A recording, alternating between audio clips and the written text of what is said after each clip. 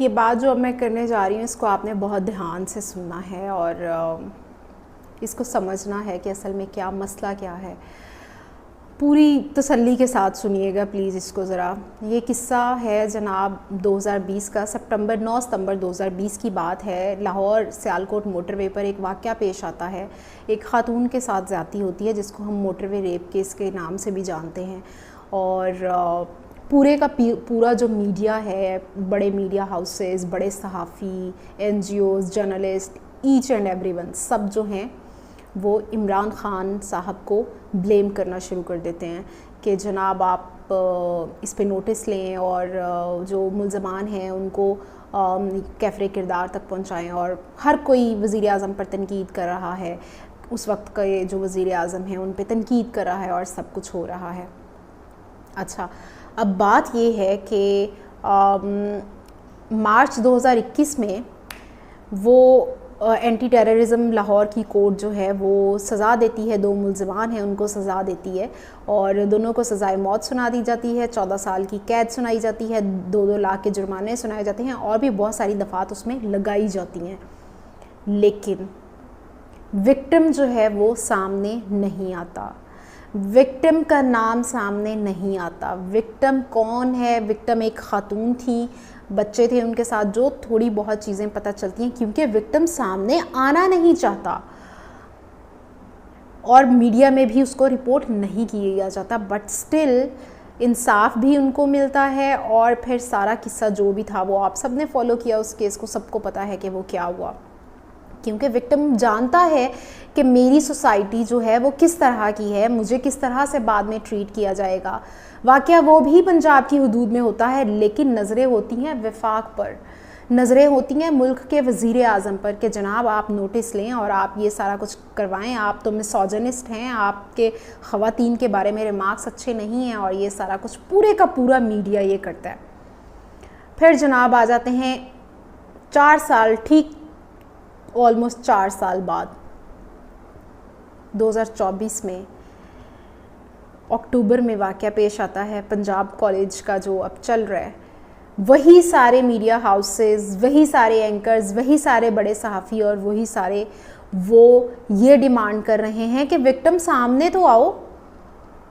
Victim तो है ही नहीं है, विक्टिम कैसे हो सकता है? ये कैसे हो सकता है? विक्टिम सामने आएगा, विक्टिम अपनी तजलील करवाएगा, विक्टिम के जो ख़ानदान है, उसका बाप है, भाई है, माँ है, बहन है, छोटे बहन भाई हैं, बड़े बहन भाई हैं, जो भी हैं, जब तक मुआशरे में उन पर उंगलियां नहीं उठेंगी तब तक हम यकीन नहीं करेंगे कि ऐसा कोई वाक़या पेश आया है। विक्टिम सामने तो आए। अगर विक्टिम सामने नहीं आ रहा, विक्टिम तो है ही नहीं, ऐसा कुछ हुआ ही नहीं है। ये वही सारे सहाफ़ी हैं, ये वही सारे लोग हैं, ये वही सारे मीडिया हाउसेस हैं, ये वही सारे एंकर्स हैं, ये वही सारे जर्नलिस्ट हैं, ये वही सारे तज्ज़ियाकार हैं, वही सारे दानिश्वर हैं जो उस टाइम पर डिमांड कर रहे थे कि जनाब विक्टिम का नाम नहीं लेना, विक्टिम अगर सामने नहीं आना चाहता तो विक्टिम सामने ना आए। लेकिन आज वही लोग हमें ये बता रहे हैं कि विक्टिम नहीं है, विक्टिम सामने ही नहीं आ रहा, उसका नाम ही पता नहीं चल रहा।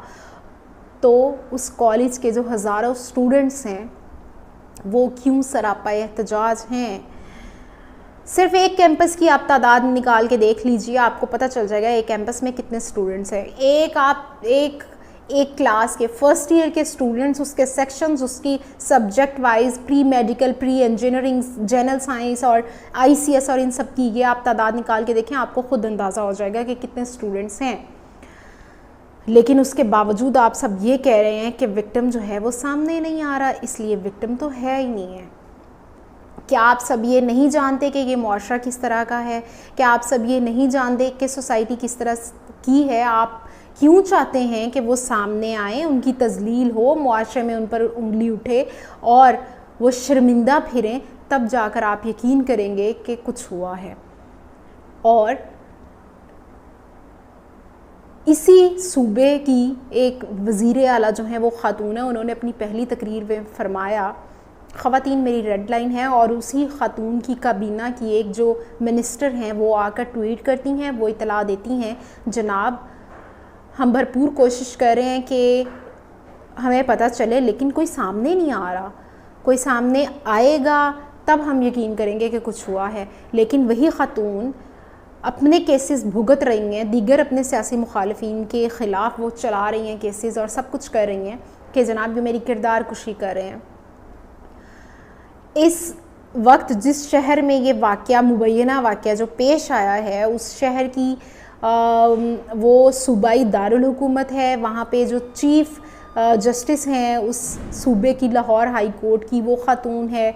वहाँ पर जो वज़ीर आला हैं वो ख़ातून हैं। वहाँ की वज़ीर इत्तलात जो हैं वो ख़ातून हैं। फिर उसके साथ सीनियर वज़ीर जो हैं वो ख़ातून हैं। और मतलब बहुत सारी ख़वातीन जो हैं वो हुक्मरानी कर रही हैं।